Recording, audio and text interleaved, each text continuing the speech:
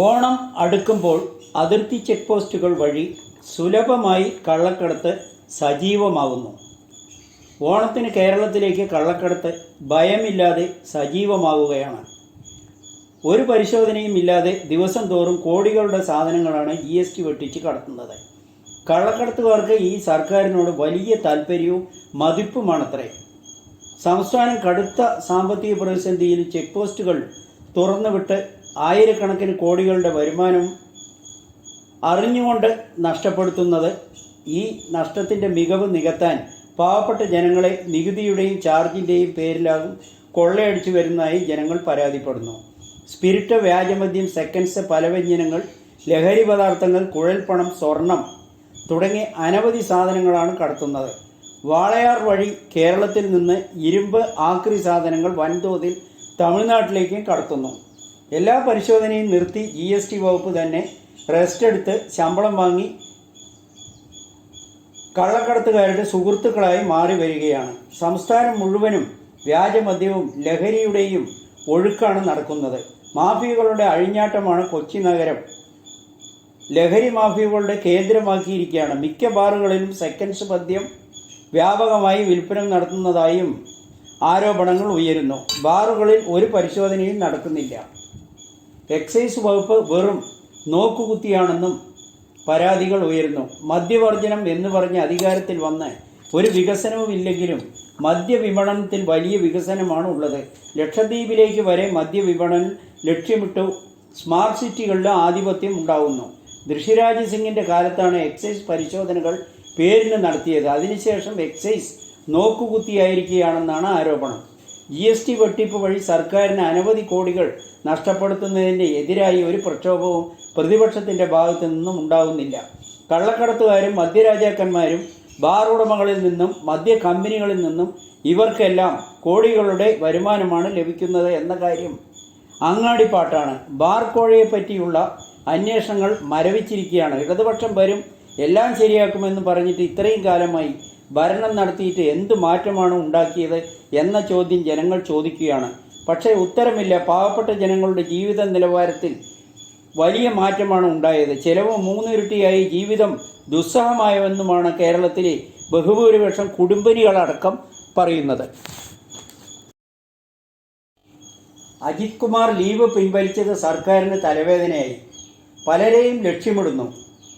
ശക്തരുടെ പിന്തുണയെന്ന അഭ്യൂഹം. ADGP MR Ajith Kumar അവധി അപേക്ഷ പിൻവലിച്ചത് ഒന്നും കാണാതെ ആവില്ല, സർക്കാരിനെ കൂടുതൽ സമ്മർദ്ദത്തിലാക്കും.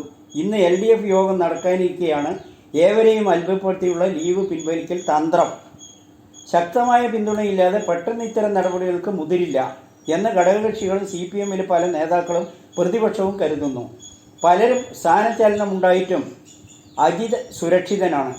പലതും സർക്കാർ നടക്കാൻ പോകുന്നു എന്ന് പലരും കരുതിയിരിക്കുമ്പോഴാണ് അമ്പരപ്പിക്കുന്ന ട്വിസ്റ്റ് ഉണ്ടാകുന്നത്. ഉദ്യോഗസ്ഥരുടെ സ്ഥലം മാറ്റവും അൻവറും സർക്കാരും തമ്മിലുള്ള ഒത്തുതീർപ്പാണെന്നും പുറത്തു വരുന്നു. CPI നേതാവ് ബിനോയ് വിശ്വം അടക്കം ശക്തമായി പ്രതികരിച്ചിട്ടും മുഖ്യമന്ത്രിക്ക് ഒരു കൂസലവുമില്ല. അജിത് കുമാറിനെയും അടക്കം വ്യാപക പരാതി സമൂഹത്തിൽ നിലനിൽക്കുമ്പോഴും സുധാകരനെതിരെയും കോൺഗ്രസിനെതിരെയും ചില ആരോപണങ്ങൾ തട്ടിവിട്ടതല്ലാതെ പ്രധാനപ്പെട്ട ഒരു ആരോപണങ്ങൾക്കും മറുപടി പറയാതെയാണ് അതിൻ്റെ തന്ത്രമാണ് മുഖ്യമന്ത്രി സ്വീകരിച്ചതെന്ന ആരോപണം. പരാതി പറയുന്നവർക്ക് മുഖ്യമന്ത്രി നൽകിയ ചാട്ടയടിയായി വേണമെങ്കിൽ കരുതാനാവാമെന്നാണ് ജനങ്ങൾ അഭിപ്രായപ്പെടുന്നത്. പാർട്ടി അകത്തു നിന്നും പുറത്തു നിന്നും, അൻവറിൻ്റെ ഭാഗത്തു നിന്നും, CPI സീനിയർ നേതാക്കളിൽ നിന്നും, പ്രതിപക്ഷത്തിൽ നിന്നും, ഘടകകക്ഷികളിൽ നിന്നും പ്രതിരോധം ഉണ്ടാകുമ്പോഴും ശശിയെയും അജിത് കുമാറിനെയും സംരക്ഷിക്കുന്ന നടപടിയാണ് നടന്നുകൊണ്ടിരിക്കുന്നതെന്നാണ് ആരോപണം. അൻവർ MLAയുടെ ഗുരുതരമായ ആരോപണങ്ങൾക്ക് പിന്നാലെ മലപ്പുറത്തെ പോലീസ് സേനയിൽ വലിയ അഴിച്ചുപണിയാണ് നടത്തിയത്. SP ആയിരുന്ന S ശശിധരനെ മാറ്റി പകരം AIG 1 ആയ വിശ്വനാഥനെ നിയമിക്കുകയും മലപ്പുറം ജില്ലയിലെ 8 DYSPമാർ ഉൾപ്പെടെ 16 DYSPമാരെ സ്ഥലം മാറ്റി ഉത്തരവിറങ്ങി. ഈ മാറ്റങ്ങൾ കൊണ്ട് അൻവർ തൃപ്തനാകുമോ എന്ന് കണ്ടറിയണം. ഈ സ്ഥലം മാറ്റം ശ്രദ്ധ തിരിക്കലിൻ്റെ ഭാഗമാണെന്നും അഭ്യൂഹമുണ്ട്. CPM അഖിലേന്ത്യാ ജനറൽ സെക്രട്ടറി സീതാറാം യെച്ചൂരിയുടെ ആരോഗ്യനില മോശമായി തുടരുന്നു.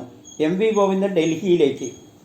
ശ്വാസകോശ അണുബാധയെ തുടർന്ന് ഡൽഹി എയിംസ് ആശുപത്രിയിൽ ചികിത്സയിലുള്ള യെച്ചൂരിയുടെ ആരോഗ്യനില ഗുരുതരമായി തുടരുന്നു. വെന്റിലേറ്ററിൽ കഴിയുന്ന അദ്ദേഹത്തിന് ശ്വാസതടസ്സം ഏർപ്പെട്ടതായും ആരോഗ്യനില ഡോക്ടർമാരുടെ സംഘം സൂക്ഷ്മമായി നിരീക്ഷിച്ചു വരികയാണ്.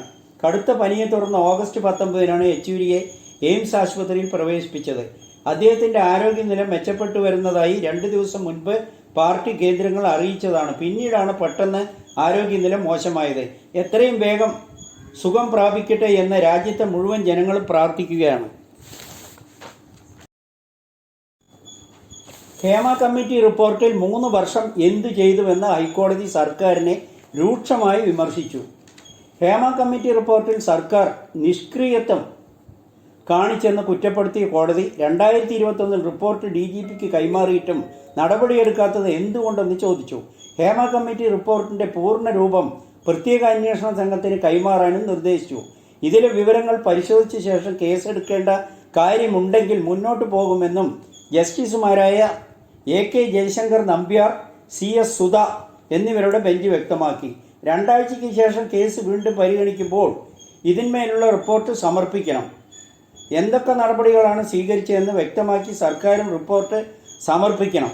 സമൂഹത്തിൽ പുരുഷന്മാരെക്കാൾ കൂടുതൽ സ്ത്രീകളുണ്ട്. ഭൂരിപക്ഷമുള്ള സ്ത്രീകൾ പ്രശ്നങ്ങൾ നേരിട്ടിട്ടും അത് പരിഹരിക്കാൻ നടപടികൾ ഇല്ലെന്ന് ഖേദകരമാണെന്നും സിനിമയിലെ കാര്യങ്ങൾ മാത്രമല്ല കേരള സമൂഹത്തിൽ സ്ത്രീകൾ നേരിടുന്ന പ്രശ്നങ്ങൾ പരിഹരിക്കാൻ നടപടി ഉണ്ടാകണം. ഹേമ കമ്മിറ്റി റിപ്പോർട്ടിലെ വിവരങ്ങൾ പുറത്തു വരുന്നെന്ന് പറയുമ്പോൾ അതിലെ കാര്യങ്ങളിൽ ആരും നടപടി ഉണ്ടാകാൻ പാടില്ല എന്ന അർത്ഥം കൊണ്ടാണോ സർക്കാർ നിഷ്ക്രിയത്വം പാലിച്ചത്, നിശബ്ദത പാലിച്ചത്? സർക്കാരിൻ്റെ ഭാഗത്തു നിന്ന് ഉണ്ടായത് ഭയപ്പെടുത്തുന്ന നിഷ്ക്രിയത്വമാണ്. 3 വർഷം സർക്കാർ നടപടി എടുത്തില്ല എന്നുള്ളത് ആശ്ചര്യമുണ്ടാക്കുന്നുവെന്നാണ്. ഒരു കുറ്റകൃത്യം നടന്നിട്ടുണ്ടെങ്കിൽ അത് പരിശോധിക്കേണ്ടതുണ്ട്. സിനിമാ മേഖലയിലെ പ്രശ്നങ്ങൾ പഠിക്കാനാണ് കമ്മിറ്റിയെ വെച്ചത് എന്നും റിപ്പോർട്ടിൽ പറയുന്നു. സർക്കാർ വാദങ്ങളെയെല്ലാം ഹൈക്കോടതി വിമർശിക്കുകയായിരുന്നു.